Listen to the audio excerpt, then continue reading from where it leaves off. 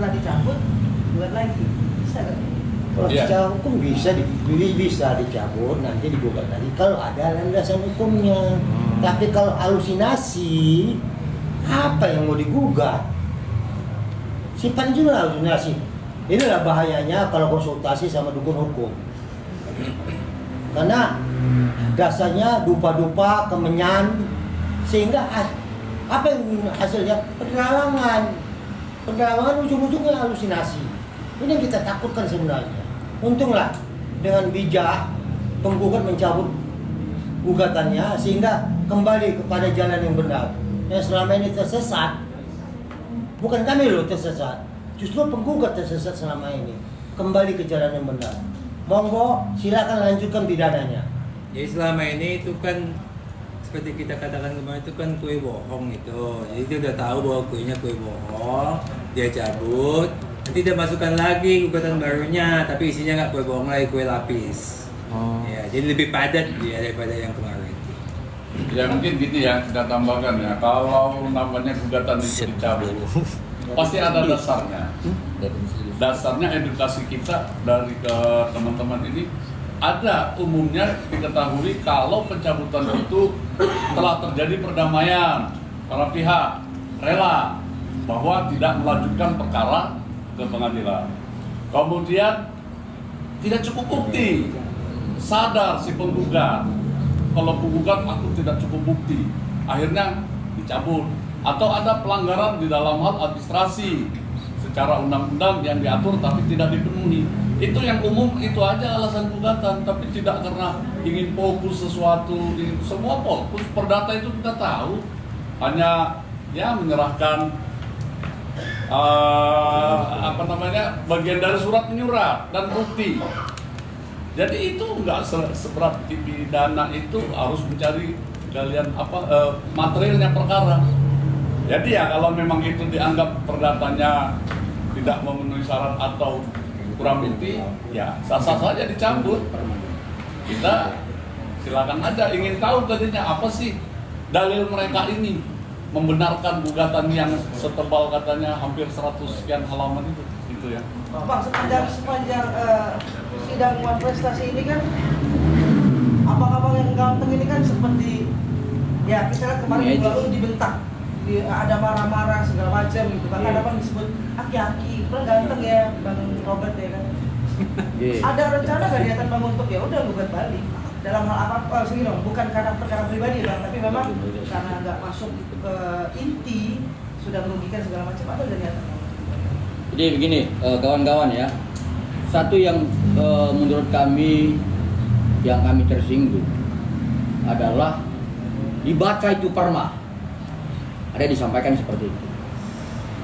Saya perlu pertegas, perma nomor 1 tahun 2016 ya, nanti ya 4 huruf D. Kemudian terhadap kami sebagai kuasa hukum jangan disampaikan, dikeluarkan, nggak ada itu aturan di dalam pasal perma nomor 1 2016.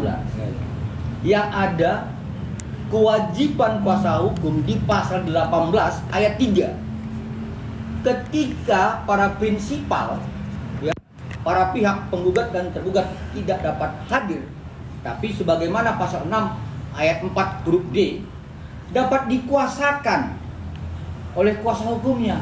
Itu diatur dalam pasal 18 ayat 3. Jadi kalau kami disuruh dengan baca perma sementara pihak seberang tidak menyebutkan pasalnya, ini kita sesat. Yang kedua yang saya mau sampaikan kemarin ya, saya nggak mau bilang aki-aki, Opung Robert ya. Opung Robert kemarin ya, dia sampaikan kecewa ya, kecewa terhadap kuasa hukumnya. Ya benar, karena ada kewajiban kuasa hukum dalam perma nomor 1 tahun 2016 di pasal 18. Tolong nanti di-googling. Yang kemudian salah satu yang harus dilaksanakan dalam mediasi tidak dilaksanakan oleh penggugat, yaitu di pasal 7 ayat 2 huruf D. Dia tidak menyerahkan resumenya. Ya, tidak menyerahkan resumenya. Kemudian di pasal 22 ayat 1 disebutkan hakim mediator akan merekomendasi para pihak tidak melaksanakan ya dengan tidak naik baik sebagaimana pasal 7 ayat 2. Nah, kalau kemudian ini menjadi salah satu indikator dicabutnya gugatan, tidak benar. Kenapa? Majelis hakim yang memeriksa perkara ini bisa menolak terhadap tidak niat baiknya para prinsipal dalam melaksanakan mediasi sebagaimana pasal 22. Itu clear ya. Jadi jangan disuruh-suruh kami baca perma. Ya. Sampai pasal-pasalnya pun kami kuasai. Apalagi Opung Robert. Ya, kenapa Opung Robert kemarin kecewa terhadap kuasa hukumnya? Karena dia mengetahui pasal 18. Begitu Bung ya? Oke, silakan Bung. Bang, tapi kalau keterangan kami sih pas mediasi kemarin tuh seharusnya kan RG yang Bang harus datang, justru pihak kuasa hukumnya nggak wajib hadir Bang. Nah di situ mereka bilang kalau ya abang-abang ini yang salah gitu. Nah ini yang benar siapa nih Bang? Pasal berapa? Ayo kita gini loh. Undang-Undang 18 tahun 2003 di pasal 5 menjelaskan advokat adalah penegak hukum. Clear ya? Berarti yang ditegakkan hukum. Oke? Di pasal 14 dan di pasal 15 menjelaskan advokat yang menangani perkara berpendapat di dalam dan di luar pengadilan menghormati hukum. Clear ya? Jadi kalau ada advokat yang berbicara tanpa fakta hukum, apa namanya? Klor. Apa namanya itu? Kalau saya clear ya? Berdasarkan fakta hukum, penegak hukum. Ya, saya katakan Perma nomor 1 2016 di pasal 6 ayat 4 huruf D. Ya, sah tidaknya kehadiran para prinsipal. Kedua, di pasal 18 ayat 3, kami sebagai kuasanya. Kemudian dalam tatanan beracara di pasal 123 Harijan Inlas Reglement. Lah apalagi yang harus saya sampaikan? Nah, jadi kalau misalnya sesuatu hal yang dituduhkan kepada kami dengan hal-hal menuduhkan, mengatakan kami tidak benar dan hal-hal yang lain, pasal berapa? Undang-undang nomor berapa? Peraturan nomor berapa? Clear ya? Iya. Oke, yang lain? belum. Ya. Harapan kami nanti kan Senin sidang, ya, sidang mediasi itu undangan yang kami terima. Sidang pokok perkara membacakan gugatan tanggal 21 hari sidang. Harapan kami supaya janganlah gugatannya betul-betul dicabut, ya, supaya komedi kita jangan berakhir sampai di sini. Ya, kita mau berlanjut terus komedi dengan gugatan nomor prestasi ini. Demikian. Baik, terakhir ya, kalau Opung mengatakan komedi, saya sebenarnya mau menyampaikan kepada terdakwa Nikita Mirzani, seharusnya beliau ini bersifat equal, ya, karena beliau telah memberikan kesempatan kepada jaksa penuntut umum memberikan edukasi, ya, terkait teori hukum pidana. Saat itu dalam jawaban jaksa penuntut umum terhadap eksepsi dari penasihat hukum terdakwa ada menyebutkan sebagaimana ada hukum dominus litis, kemudian menyebutkan 144, KUHP 156, kemudian bagaimana 369 dapat dirubah 2368, kosannya itu kan salah satu kesempatan bagi jaksa penuntut umum untuk melakukan pendidikan hukum dalam persidangan. Kami tidak diberi kesempatan. Nah, padahal kami mau memberikan pendidikan hukum bahwa 1866 KUH Perdata adalah merupakan alat bukti di dalam persidangan perdata. Dalam 1243 KUH Perdata, dalam 1320 KUH Perdata, dalam 1239 KUH Perdata, penting untuk seorang advokat memaksudkan unsurnya untuk melakukan gugatan wan prestasi.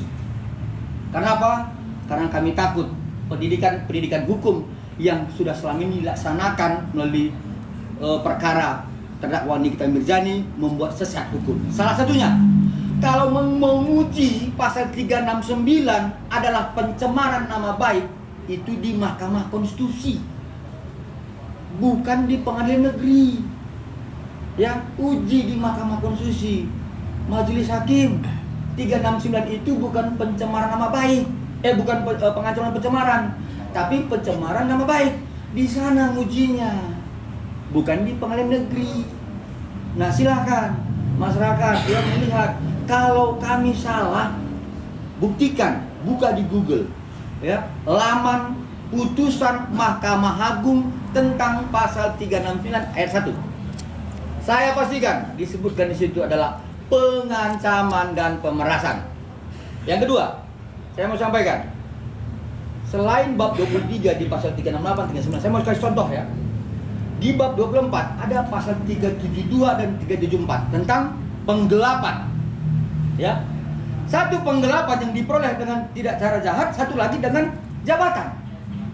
Lah, kalau kemudian caranya ini dipersoalkan, hukum kita akan sesat. Biarlah KUHP itu seperti itu narasinya, jangan dipersoalkan. Ini akan menjadi pendidikan hukum yang sesat. Kalau mempersoalkan isi narasi dari pasal itu, silakan di Mahkamah Konstitusi. Dari saya demikian tuh. Cukup. Bang, terakhir nih Bang, penegasan Bang, mau mewakili penontonnya Bang. Mungkin gak sih Bang seorang RG akan datang atau adakah agenda yang mewajibkan RG datang gitu? Itu aja Bang. Ada Bang. Nanti setelah besok kan Kamis, itu kan putusan selah. Oh, iya. Jika putusan selahnya bahwa diputuskan lanjut, maka selanjutnya adalah saksi korban. Berarti minggu selanjutnya pemanggilan minggu depan berarti saksi korban. Tanggal berapa nggak tahu ya? Tanggal berapa nggak tahu. Oke. Bang, bentuk kecewaan.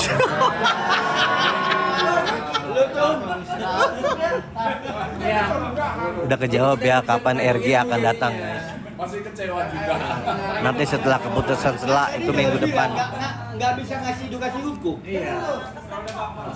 Kita nggak bisa Udah di tenda.